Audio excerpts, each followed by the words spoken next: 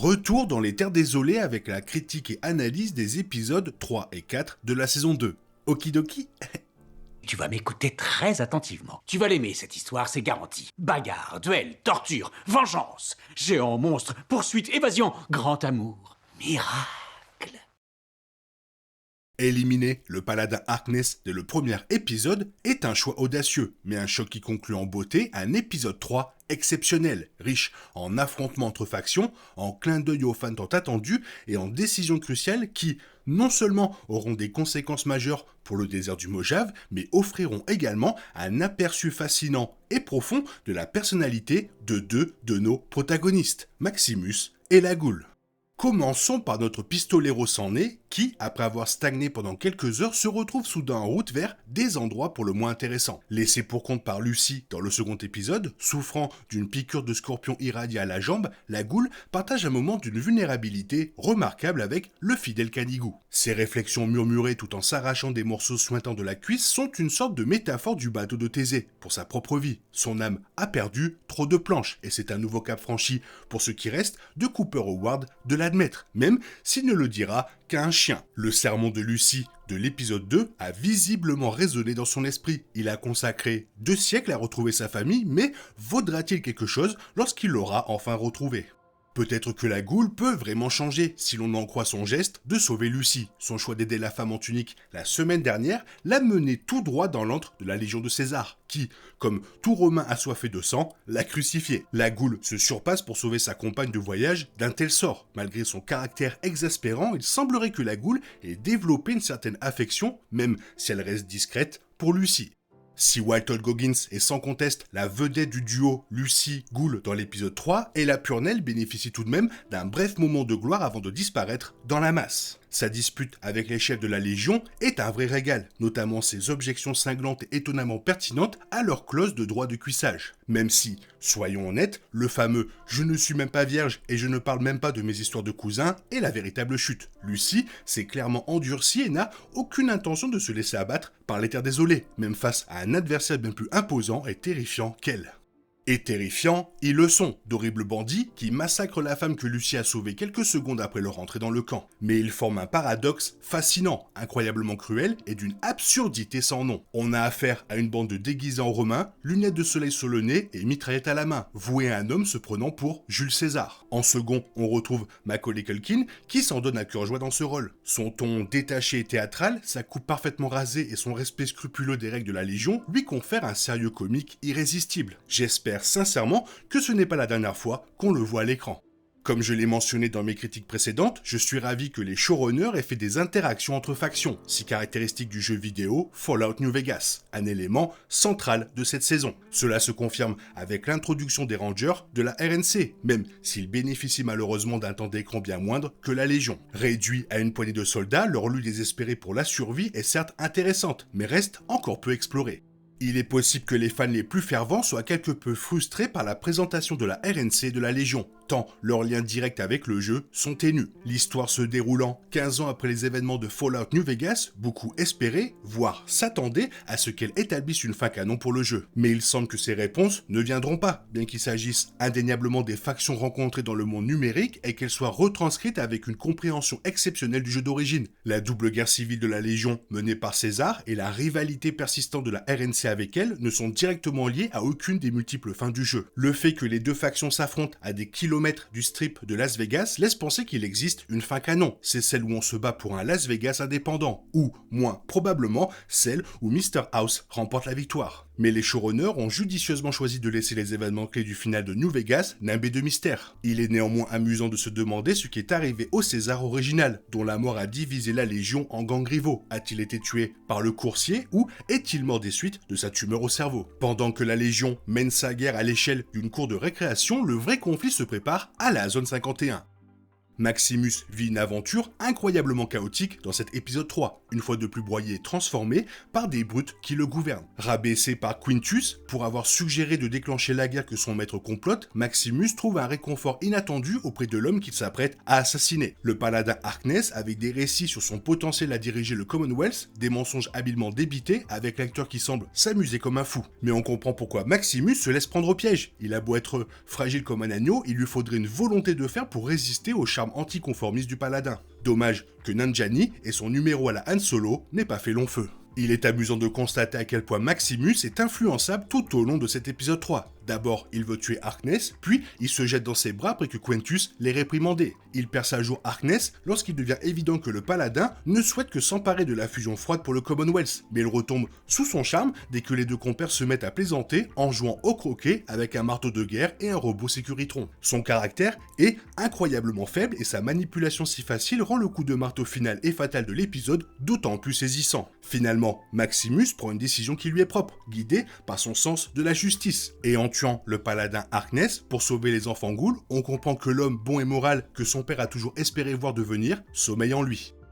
Bien sûr, je ne peux pas passer à autre chose que l'histoire de Maximus sans mentionner le formidable personnage comique qu'est Thaddeus. Sa nouvelle vie de ghoul l'a transformé en une sorte de maître d'esclaves digne de Dickens, avec une armée d'enfants qui dévisent des capsules de bouteilles de soda pour remplir ses coffres. Cette usine à enfants est à l'origine de la meilleure blague de l'épisode. Une vingtaine de gamins de 8 ans qui s'écrient, la plupart des enfants sont morts à cet âge-là.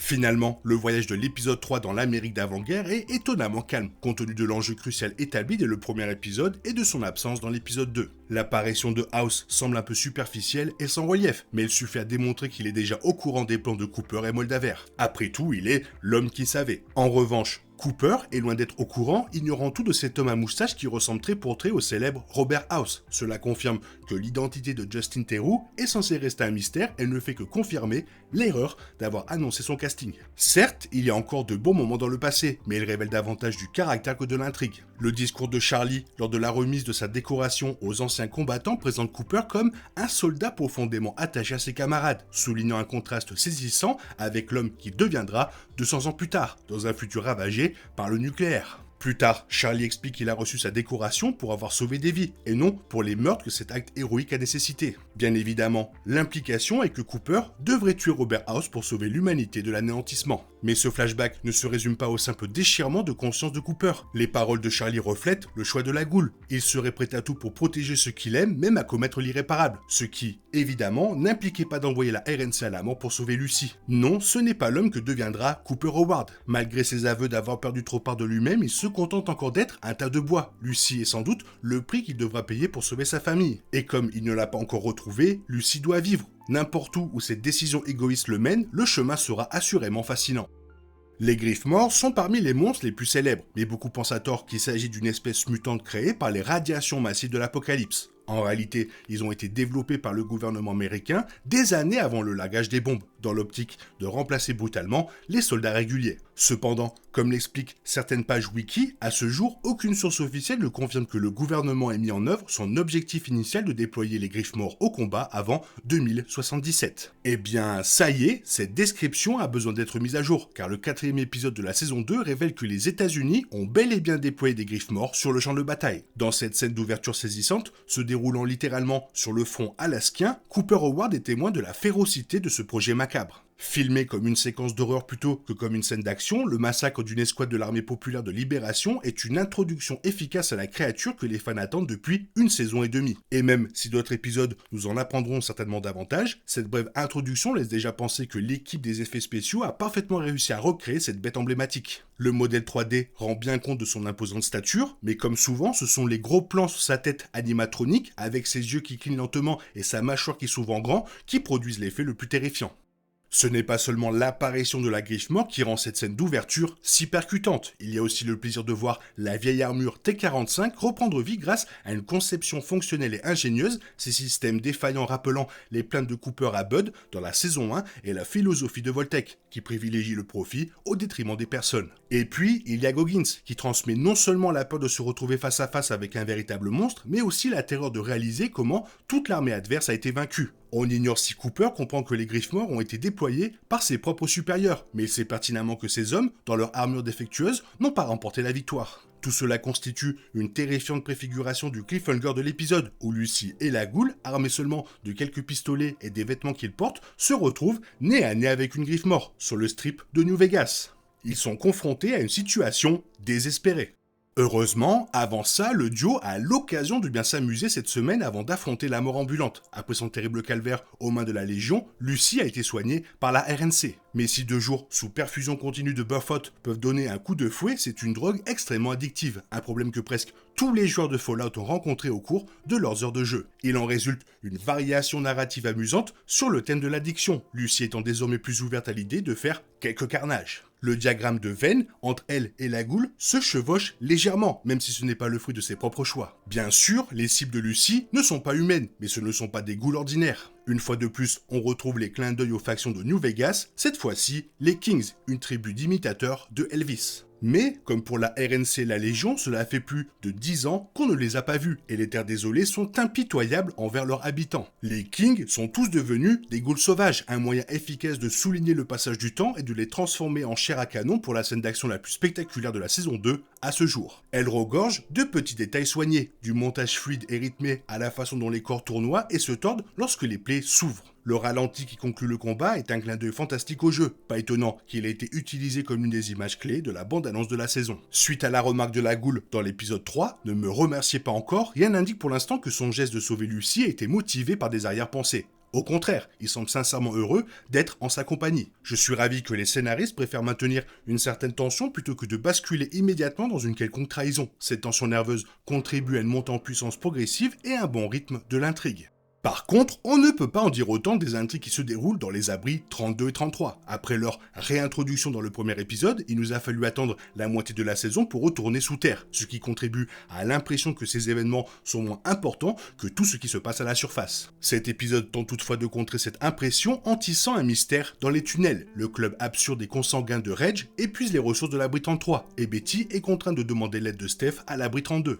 Leur conversation se résume à des bribes d'informations décousues. Quelle est cette expérience? Que contient la boîte à souvenirs? Qui est vraiment Steph? Mais malgré l'absence d'avancées significatives, tout cela donne un sens à une intrigue qui semblait auparavant insignifiante. Je soupçonne qu'il nous faudra attendre encore quelques épisodes pour que ce mystère progresse. Mais espérons que des réponses satisfaisantes nous seront apportées lors de notre prochaine visite dans ces couloirs d'acier. Heureusement, les événements liés à la confrérie de l'acier compensent largement ce manque. Maximus tente d'assassiner Quintus, les anciens se déchirent et la guerre civile éclate. Coups de couteau, fusillades et vaisseaux en flammes s'écrasent du ciel. L'atmosphère est grandiose et solennelle, à l'image des intrigues explosives de Game of Thrones qui s'embrasent soudainement. Le prélude à cette guerre civile a sans aucun doute constitué le volet le plus sombre et le plus sérieux de la deuxième saison, mais je pense que l'explosion de cette semaine prouve qu'il était judicieux d'instaurer un ton distinct pour l'histoire de Maximus. On ressent ici une véritable excitation et une importance capitale qui font défaut ailleurs, un sentiment magnifiquement mis en valeur par l'excellente musique de Ramin Djawadi. Cela ne veut pas dire qu'il n'y a pas de quoi rire, bien sûr, le drame est contrebalancé par les tentatives maladroites de Thaddeus d'imiter le paladin Harkness, l'imposante armure de puissance étant utilisée pour créer de grands moments de comédie physique. J'ai particulièrement aimé l'image d'un chevalier massif tenant un minuscule plateau repas. Bien que ces événements annoncent un désastre pour la confrérie, la scénariste de cet épisode, Jane Eppenson, une figure emblématique des séries de genre, veille à ce que tout s'intègre parfaitement à l'évolution du personnage de Maximus. Alors qu'il tient Quintus en joue, il admet « Je ne choisis pas de faire ce que je dois faire, ça arrive sans cesse ». C'est une illustration éloquente de l'impuissance totale de Maximus face à sa propre vie. Mais si Maximus a l'impression que tout lui échappe, il fait enfin les bons choix. Après avoir renoncé à son assassinat, il confie son échec à Dane, qui lui dit « Tu n'as pas à t'excuser de ne pas avoir tué ». C'est un moment intéressant pour une série qui a jusqu'ici beaucoup exploré la nécessité de certaines morts, et un rappel salutaire qu'il existe encore une place pour une morale irréprochable dans les ruines de l'Amérique. Maintenant que Maximus possède le dispositif à fusion froide, tout repose sur lui et son sens moral pour faire des choix qui auront un impact non seulement sur lui, mais aussi sur l'ensemble du désert. Tout d'abord, je voulais m'excuser pour le retard avec l'épisode 3, entre les fêtes de fin d'année, etc., etc. J'ai pas vraiment eu le temps de faire tout ce que je devais faire. Donc voilà, je vous fais une grosse vidéo pour récap l'épisode 3 et l'épisode 4. Toi, qu'est-ce que tu en penses? Qu'est-ce que tu as aimé le plus? Fais-le moi savoir dans la zone commentaire et comme d'habitude, bisous bisous, bye bye. T'es toujours là, toi? C'est fini. Rentre chez toi. Allez, dehors. Naï, naï, naï.